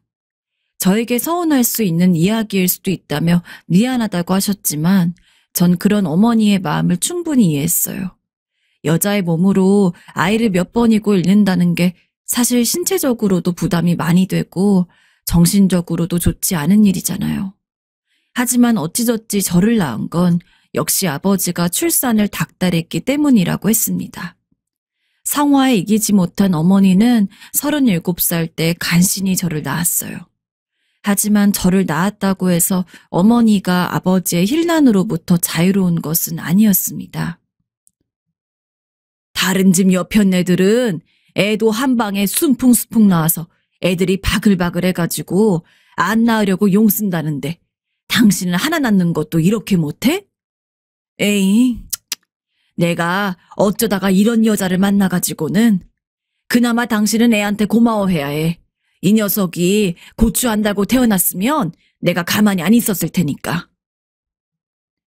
어릴 때 전 몰랐지만 어머니는 한 번도 아버지에게 큰 소리를 낸 적이 없습니다. 아버지가 어디 여자가 남자랑 겸상을 해? 라며 저와 아버지가 먹는 식탁에 밥그릇 한번 못 올리게 하더라도 언제나 온순하게 수긍을 하는 그런 분이셨습니다. 제가 조금 더 어른스러웠다면 그런 아버지를 보고 왜 어머니에게 그렇게 못되게 대하냐면서 이야기라도 했을 법한데 어머니에게 죄송스럽게도 저는 당장 제가 편하고 또 아버지가 하나뿐인 아들이라고 저를 사랑해주는 그 상태가 너무 좋았습니다. 그 사랑에 취해 있을 시기에 어머님 반대로 무척이나 힘들었다는 걸 몰랐죠. 사실 아버지가 어머니에게 못되게 구는 것은 하루 이틀 일이 아니었습니다. 아버진 평소 술을 자주 드시러 나가셨는데 동네에 자주 만나는 친구분들도 따로 있었습니다. 대부분은 어디 평상에 앉아서 막걸리를 마시고 그러는 정도로 그치긴 했지만 몇 번은 아버지가 친구분들을 집에 데려오기도 했어요. 오늘 철상이랑 재욱이 술 마시러 올 거니까 막걸리 사다 놓고 안주상도 좀 거하게 차려놔봐. 그럴 때면 어머니는 늘 아버지와 친구분들을 위한 술상을 차려야 했습니다. 심지어 몸이 아픈 날에도 말이죠. 어머니가 조금 힘들 것 같다고 조심스럽게 이야기를 하면은 아버지는 버럭버럭 화를 내면서 있는 그대로 역정을 냈습니다. 그럴 때마다 꼭 하는 말이 여편네가 돼선 지압이 보필도 못해? 라는 거였습니다. 결국 어머니는 아픈 몸을 이끌고 아버지와 친구분들을 위한 술상을 차려야 했고 아버진 어머니가 아프든 말든 신경 하나 안 쓰고 집에서 시끄럽게 떠들며 얼굴이 벌겋게 달아오를 때까지 술을 마시다 잠들었습니다. 물론 그 상을 치우는 것도 어머니의 몫이었죠. 그뿐만이 아니었습니다. 저희 아버지는 어린 저보다도 반찬 투정이 심하신 분이었어요. 식탁에 고기가 없으면 정말 상을 뒤엎은 적도 많았습니다. 언젠가 어머니가 소고기 뭇국을 끓이신 적이 있는데 아버지 드시라고 덜어둔 그릇에 고기가 많이 없었던 모양입니다. 그랬더니 아버지가 그 그릇을 보고서 네가 지금 날 무시하는 거야? 소고기 묵국을 끓여놓고서 소고기가 없으면 어쩌자는 거야? 그릇 내오기 전에 확인도 한번 안 했어? 라고 소리를 지르며 자기 국그릇을 어머니 근처로 던지기도 했습니다. 그리고 어머님 묵묵하게 바닥에 널브러진 그릇을 치우고 국물을 닦아내고 고기를 듬뿍 담은 새 그릇을 아버지에게 드렸습니다. 그때서야 아버지는 식사를 재개했죠. 저 역시 커서는 그런 아버지가 정말 이해가 되지 않았습니다. 그래서 솔직히 결혼을 하고 싶지 않았어요. 나만 그런 사람이 아니면 된다고 생각하실 수도 있겠지만 전 혹시나 좋아하는 사람, 사랑하는 사람이 생겨서 결혼을 했는데 저도 모르게 아버지의 행동을 따라할 수도 있을 거란 생각이 들어 그게 겁이 났습니다. 물론 전 연애할 때 있어서 한 번도 여자친구한테 그렇게 막 해본 적 없고 오히려 그동안 사귀었던 사람들 이야기를 들어보면 제가 너무 잘해줘서 그게 질려가지고 저를 찬 사람이 많았을 정도로 애인에게는 언제나 헌신적이었다고 자부합니다. 하지만 사람 일이라는 거는 알 수 없는 거고 정말 저에게 저도 모르는 아버지를 닮은 점이 있어서 단 한순간이라도 이와 같은 실수를 저지를 가능성이 있다는 걸 견딜 수가 없었습니다. 그래서 한 33살까지는 연애만 드문드문하고 당시 사귀었던 여자친구가 저와 결혼을 진지하게 고려하면 헤어지자고 하면서 결혼까지는 가려고 하지 않았어요. 아마도 두려웠던 것 같습니다. 민상아, 그래도 너도 이제 나이가 있는데 결혼은 진지하게 생각을 해봐야 하지 않겠니? 좋은 아내 만나서 안정적으로 가정을 꾸리고 사는 것만큼 행복한 게 없단다. 하지만 부모님, 특히 어머니가 저의 결혼을 무척이나 바랬습니다. 제가 연애를 종종 하면서도 결혼에 대해서는 그 어떤 낌새도 보이지 않자 걱정이 되고 불안하셨는지 가끔씩 제 손을 잡고서 결혼을 하는 것이 얼마나 좋은지, 안정적인 삶이 얼마나 한 사람을 행복하게 만드는지에 대해서 조곤조곤 이야기해 주시고는 했습니다. 그러다 보니까 사실 그런 어머니의 바램을 완전히 떨치기는 좀 어렵더라고요. 그래서 선도 보고 결혼할 만한 사람을 찾기 위해 노력했습니다. 그러다 보니까 실제로 지금의 아내를 만나게 되기도 했죠. 선을 보기 시작한 처음이야 그냥 어머니랑 아버지 비위를 좀 맞추려는 느낌이 강했다면 나중에 아내와 처음 만나고 난 이후부턴 이 여자라면 그래도 결혼했을 땐 나쁘지 않겠다란 생각이 들었어서 결혼 자체는 어느 정도 제 의지가 반영된 것 같아요. 그렇게 36살 때 전 조금 늦은 결혼을 하게 되었습니다. 당시 아내와 저, 둘 다 서울에서 일을 하고 있었는데 저희 집이나 아내네 집이나 가정 형편이 아주 좋진 않았어서 사실 각자 부모님 도움받아가지고 신혼집을 하나 차리기에는 어려운 상황이었습니다. 그래서 저희 집에서 함께 살거나 시댁에서 함께 살거나 했어야 하는데 조건들을 따져보았을 때 아내네 처가에서 사는 것이 조금 더 편해가지고 돈을 모으는 몇 년간은 아내네 처가에서 거주를 하기로 결정을 했습니다. 김서방, 이것도 좀 팍팍 먹고 그래. 일하느라 힘들고 바쁠 텐데 식사라도 잘 챙겨 먹어야지. 잘 안 챙겨 먹으니까 이렇게 삐쩍 마른 거 아닌가. 네, 항상 챙겨주셔서 감사합니다. 장모님과 장인어른은 참 다정하신 분들이었습니다. 특히 장인어른은 가부장적인 저희 아버지와 달리 아내인 장모님을 사랑한다는 게 너무도 눈에 띄는 분이었습니다. 특별히 무슨 젊은 사람들처럼 로맨틱하게 꽃을 준다거나 그런 건 아니었지만 소소한 부분에서 장모님을 생각하는 것이 티가 난다고 해야 할까요? 예를 들면 장모님이 청소를 한다고 청소기를 돌리려 그러면 장인어른은 자연스럽게 물건들을 치우고 쓰레기를 비우곤 했습니다. 만약 저희 아버지였다면 도와주기는커녕 오히려 자기 쉬고 있는데 청소기 돌린다고 눈치 없다며 욕을 했을 텐데요. 전체적으로 부부가 한 몸 한마음이 되어서 같이 일하는 분위기여서 그런지 저 역시 자연스럽게 아내와 집안일을 나누어 하고 장인어른과 장모님을 도와가며 가정을 꾸려나갔습니다. 그래도 두 분이 좋은 분이었기 때문에 처갓집에서 얹혀 사는 게 불편하긴 했어도 버틸만은 했던 것 같아요. 만약에 장인어른 역시 저희 아버지와 같은 분위기였으면 솔직히 숨 막힐 것 같았거든요. 한 4년 정도는 정말 바쁘게 살았습니다. 아내도 저도 돈을 버는 것을 최우선으로 여겼고 장인어른과 장모님도 그런 저희를 생각해 주시느라 저희 집값을 보태주신다고 조금씩 돈을 모으고 계셨어요. 사실 구체적인 임신 계획은 가지지 않았었는데 그렇게 바쁜 와중에도 아이가 생기더라고요. 물론 사랑하는 아내와의 사이에서 생긴 아이인 만큼 저도 기뻤고 아내 역시 기뻤습니다. 하지만 그 누구보다도 아내의 임신을 반긴 것은 장모님과 장인어른이었어요. 아이고, 김서방, 그리고 우리 딸 너무너무 수고했다. 특히 너는 이제 아이를 가진 몸이니까 일도 조금 줄이고 설거지나 요리 같은 것도 엄마가 알아서 할 테니까 최대한 몸조리 잘하는 것만 신경 써야 된다. 알았지? 아이를 건강하게 낳는 게 제일 중요해. 저희 집 역시 그랬지만 처가댁도 아이가 무척이나 귀한 집이라고 했습니다.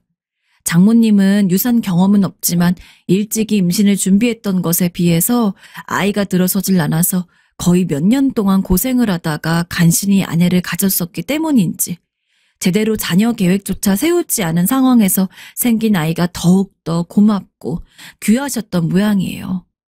그날부터 아내는 일도 일찍 그만두고 장모님과 장인어른이 챙겨주는 보약 같은 것을 먹으면서 최대한 집에만 있었습니다. 저희 부모님 역시 아내의 임신 소식을 반겼어요. 특히나 아버지는 임신했단 이야기에 그래, 아들이었으면 참 좋겠구나 라며 여전히 떨쳐내지 못한 가부장적인 마음을 내이시긴 했지만 그럼에도 나름대로 아내의 임신 자체는 무척이나 반기시는 모양이었습니다. 귀한 우리 며느리가 임신을 했는데 내가 가만히 있을 수가 없지. 민상아, 엄마가 며칠 뒤에 한번 들릴 테니까 네가 우리 며느리 좀 잘 챙겨줘라. 요즘은 예전 같지가 않아서 남편이 잘해야 며느리도 좋은 법이야. 아내가 아이를 품고 있는 동안 온 가족이 모두 아내를 걱정하고 그랬습니다. 그러던 중에 아이가 태어나기 한 달 전쯤 아버지가 아이 이름을 짓겠다고 웬 용한 스님을 찾았다고 하더군요. 그러더니 저만 불러서는 그 이름을 알려주겠다고 했습니다. 보아하니까 어머니도 그 이름에 대해서는 아는 바가 없어 보이더라고요. 아버진 저만 앉혀둔 채로 아이 이름을 무조건 자기가 받아온 이름으로 해야 나중에 커서 훌륭한 사람이 되고 돈도 많이 벌고 건강하게 살 수 있다며 나중에 집에 가서 아내를 설득하라는데 대체 무슨 이름인가 싶어서 그때부터 조금 불안했습니다. 아버지 성격상 본인이 제대로 만족할 만한 이름이면 온 가족 다 불러놓고 선언을 하실 분이거든요.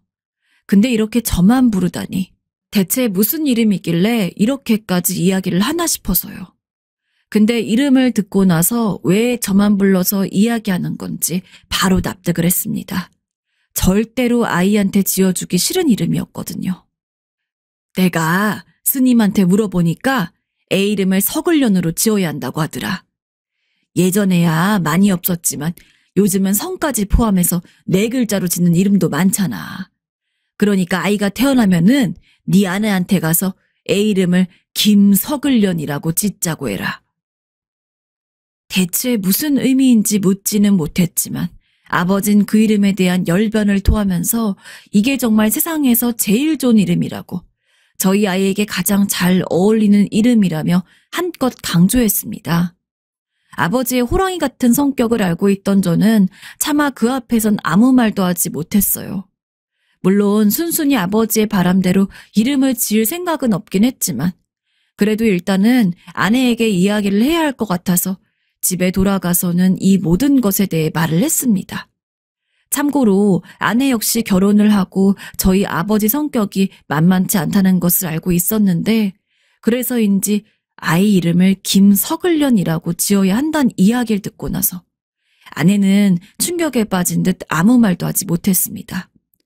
그러더니 혼자 조용히 방에 들어가서는 눈물만 흘리더군요. 아버님도 정말 너무하셔. 아무리 용환 스님이 지어준 이름이라고 하더라도 어떻게 그런 이름을 아이한테 줄 수가 있어? 말 자체가 안 되잖아. 아이 학교 들어가면 어떨 것 같아?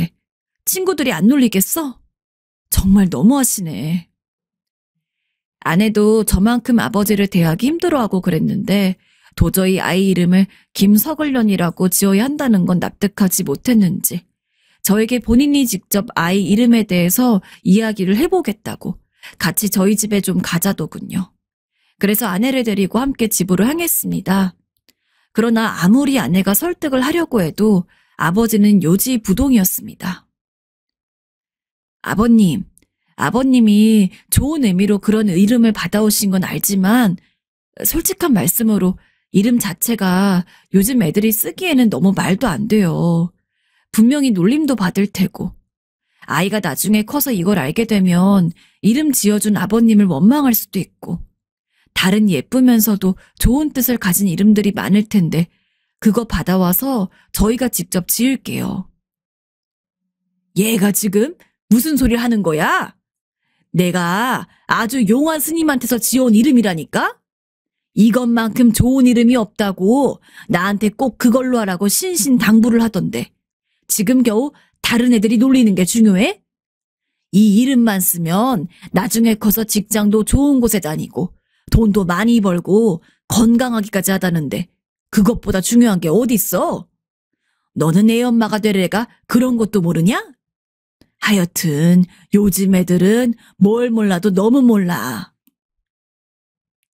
아내와 아버지는 계속해서 아이 이름으로 입씨름을 하고 있었고 저와 어머니는 그 사이에 끼어들지 못하고 그저 둘을 가만히 보기만 했습니다.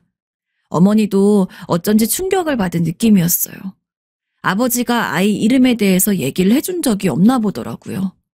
아내와 아버지는 계속해서 아이 이름에 대해 이야기를 했지만 결국은 아내가 지고 말았습니다. 눈물이 그렁그렁한 아내와 기세 등등한 아버지. 그 모습을 보고서 일단 애를 낳으면 그 이름으로 짓는 척을 하다가 나중에 아이 출생신고를 할 때는 몰래 저희가 지은 이름으로 한다던가 아니면 만약 아버지가 출생신고까지 철저하게 확인을 하면 한 1년 정도 지난 후에 개명이라도 할 생각을 하고 있었습니다. 저 역시 아버지가 무서워 제대로 대들지만 못할 뿐 그 이름이 마음에 드는 것은 아니었으니까요.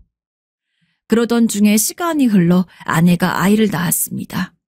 아이를 품에 안은 아내는 기뻐 보였지만 순간 아버지가 받아온 이름이 생각났는지 영 어두운 얼굴이었죠.